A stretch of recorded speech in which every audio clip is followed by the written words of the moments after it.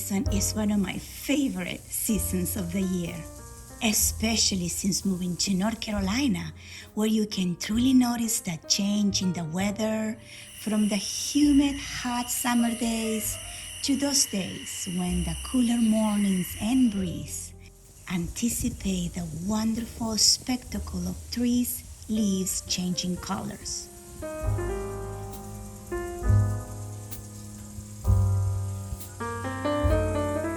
And as soon as the month of September arrives, so do the many variations of pumpkin products like pumpkin bread, pumpkin lattes, pumpkin candles, pumpkin pillows, and of course the magnificent pumpkin itself. I truly enjoy buying real beautiful heirloom pumpkins, but now the stores tempt you with velvet cover pumpkins. These are so pretty. I love the velvety pumpkins. And even beautiful knitted ones. So I decided to make my own, like these LOOM pumpkins. They are super easy to make, even your little ones can help. Making your own pumpkins give you the freedom to choose your own color scheme, the size of the pumpkin, and also can save you money, especially if you're planning to make several of them.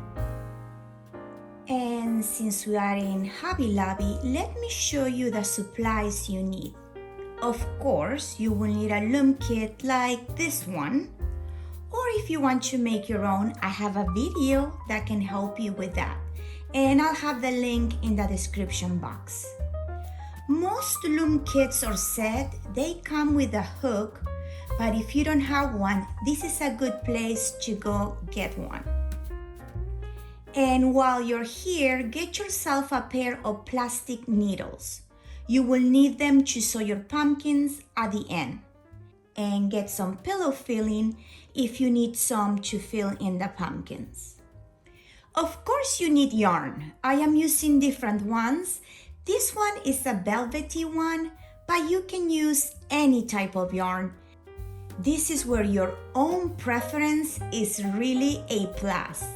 You get to make your very own favorite pumpkin. Let's make these pumpkins. I am going to give you a quick review of how to loom. I don't want to be too repetitive, but if you want to see step-by-step instructions, check one of my previous loom videos, again in the description box. Grab your yarn and leave an extra tail, I will say about 10 inches or so. You will use this to sew close the bottom of the pumpkin later on. Make a knot just to secure the yarn to the loom. Place it on the marker and put the leftover yarn or tail inside the loom opening so it doesn't bother you as you work with the rest of the yarn. Take the long end of the yarn and go behind the first peg and loop around it to the right. And we do the same with the next peg and so on. We do that around each peg until we go around the entire loom. Don't pull your yarn too tight or it will be hard to pull your loops over the pegs.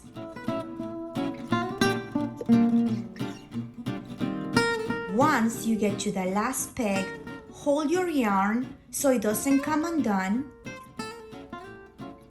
Push your loops all the way to the bottom of the pegs. We are going to wrap again another row above the first row, and we are going to keep doing this until we get back at the beginning. We're back at the beginning. Take your hook and bring the bottom loop over the top loop. I like to do the last one first. That way I don't accidentally release the yarn and then everything comes undone. Insert the hook in the little groove and pull the yarn over the peg. Repeat all the way around. Now that we have done our first what is called cast row, it is time to do the same over and over and over again. Always pushing those loops towards the bottom to make room for the next row of loops.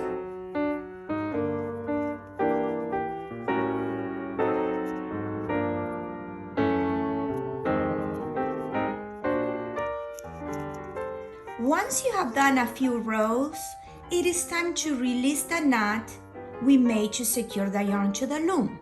Take it out of the marker, pull the end of the tail of the yarn, and it should come undone. Continue looping rows. How many rows do we need? Well, it depends on the size of the pumpkin. A rule of thumb is to measure 1/3 of the circumference. Get a piece of extra yarn and measure around your loom. Then fold it into thirds, and this third part will give you an approximate good size for the pumpkin. It all depends on the look you're going for. If you like flat pumpkins, then of course less rows. The more rows you loom, the taller the pumpkin. If you like pumpkins of different sizes, especially wider and bigger, use different sizes of looms. Let me show you the 3 different sizes that I am working with. This smaller one is perfect to use as decoration on top of your Thanksgiving plates. They are fast to make. For this medium one, I used a different yarn. You can actually use the wrong side as well, but I like the pumpkins to have that braided effect, so I'm using the right side. And this big blue one is so velvety, but it did take longer to finish, not only because of the size, but this yarn doesn't stretch much, and it was more difficult to loop over the pegs. Once you think you have enough rows, it is time to take your future pumpkin out of the loom. For that, you need the plastic needle. This is a good size for the smaller pumpkins, but for this one, get a bigger needle. It will make your life easier. Before you cut your yarn, remember you will need extra yarn in this end to go around your pumpkin to form the indentations for the ribs of the pumpkin. Measure how much yarn you will need by estimating 4 times around the length, and then cut the yarn. Thread your needle with the longer end of the yarn.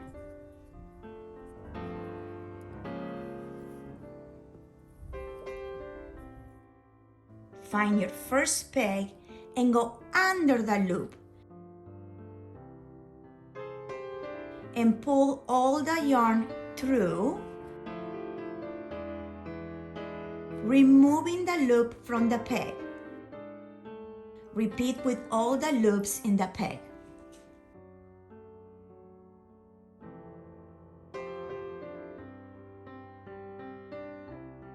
Once you do the last one, remove your loomed or knitted piece from the loom, and it is time to close that side of the pumpkin. Now, remember not to pull the yarn too tight or you can rip it by mistake. Now we are going to make some stitches, that way it doesn't come apart. I do this by first sewing a couple of stitches in one direction and then the opposite direction,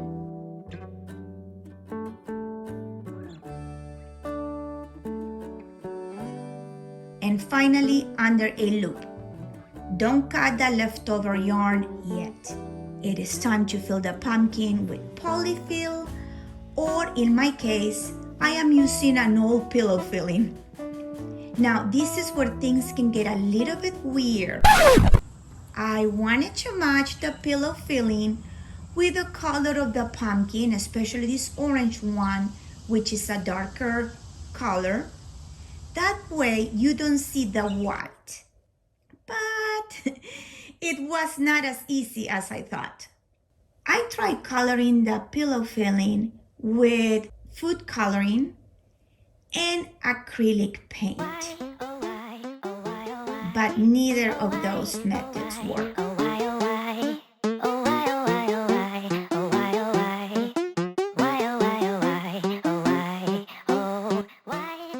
I had to throw that away. Then I got thinking, well, maybe if I spray painted black, since the orange is a darker color, will not show through as much as white. What happened is as I spray painted the polyfill, the paint started to eat it up. So no matter how much I spray painted, still look white. And I had less quantity. So I gave up. Oh wait, hold on. I tried one more method. I thought, why not use beet juice? I wanted something to be as natural as possible, and I said beet juice stains everything. And no, it did not work. Well, I made a mistake, that way you don't have to. Let me know in the comments section if you have an easier method to dye the filling to match it to the color of the pumpkins. I assume that you can use a poly fabric dye. Once you fill in the pumpkin, it is time to sew it tight. Thread your needle with the short end of the yarn and go under each loop all around.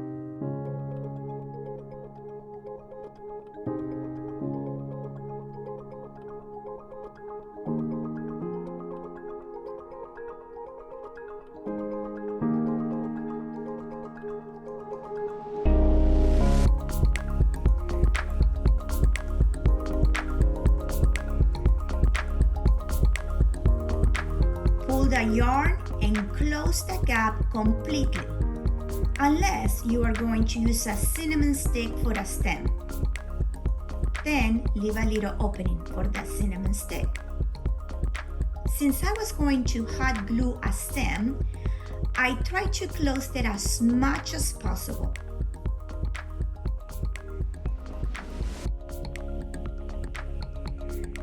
I did some stitches to secure the yarn.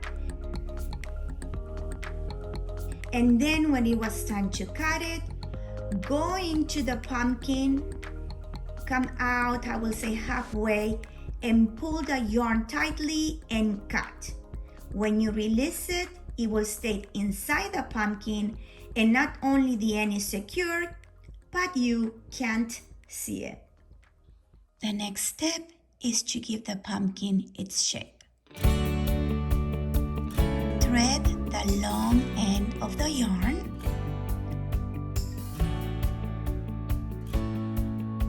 We're going to go around once and secure it. Now in the other ones, I like to secure it halfway as well, so it keeps its shapes better. But you're going to repeat this step 4 times. That's gonna give you the beautiful shape of the ribs of the pumpkin. The more you pull the yarn, the more pronounced and visible the ribs of the pumpkin are going to appear. So keep that in mind.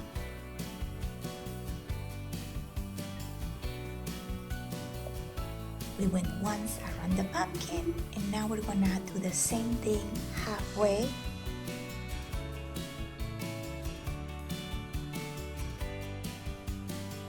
Going all around. So we have 4 quarters of a pumpkin.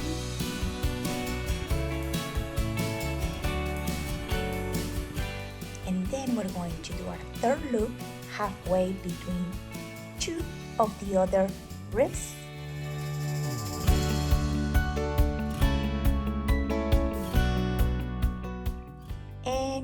we are going to do this one more time, giving us the 8 different ribs with 4 complete loops around the pumpkins.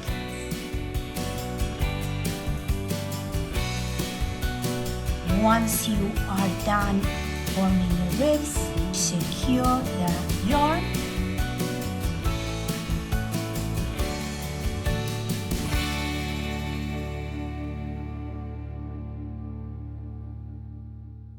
Now it is time to glue the stem. But if you don't have a stem, I also made a video where I show you 4 different methods and I explain the process in detail. Link in the description box.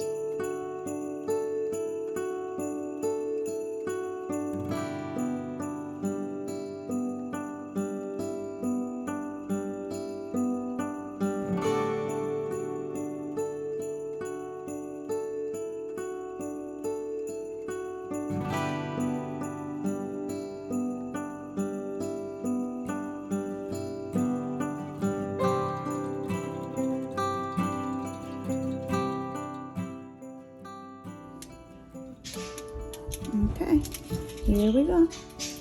Beautiful.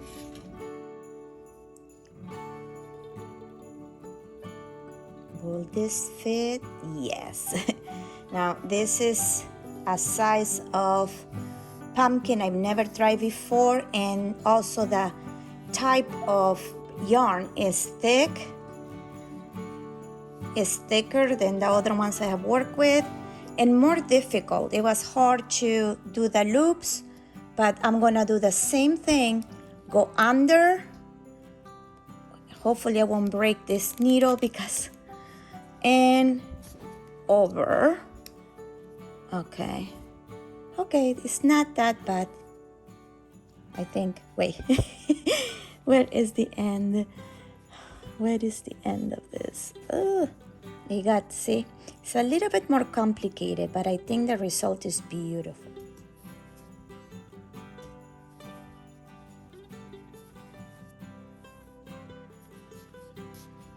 Now with this kind of yarn, I should have tightened it as I was going. It's proving harder now, and I don't wanna break the yarn by pulling too much. So if worse comes to worse, I can sew it tight, but I'm trying to do this. There we go. Now it's working. So just be mindful as you're taking it off the loom, tighten it every 2 or 3 pegs you remove. Make sure you like how this looks. Go around, and I'm gonna do my first stitch at the bottom instead of going all around. That way one side is not more indented or pronounced, see? Like that way this already I have this nice division in here, and then I come through this side, especially with this type of yarn that is so hard to stretch. Grew like this naturally.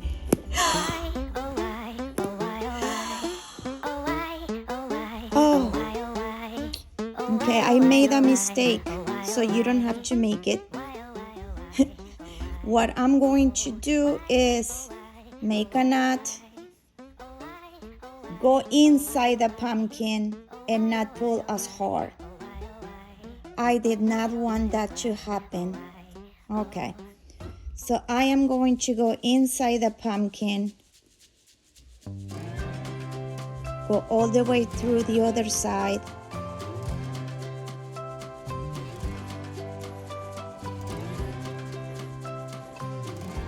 I don't see the knot. I'm going to go back in there. This is like surgery, pumpkin surgery. Okay, so I made a mistake on purpose, of course, so you don't have to make it.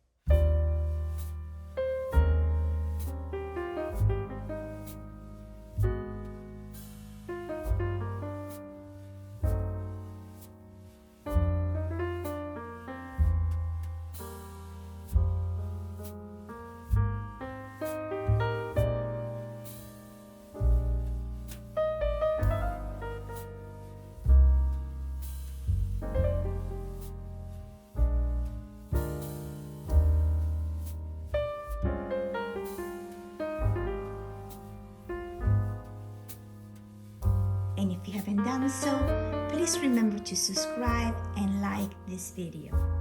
And until we see each other next time, let's make something wonderful together. Happy fall, y'all.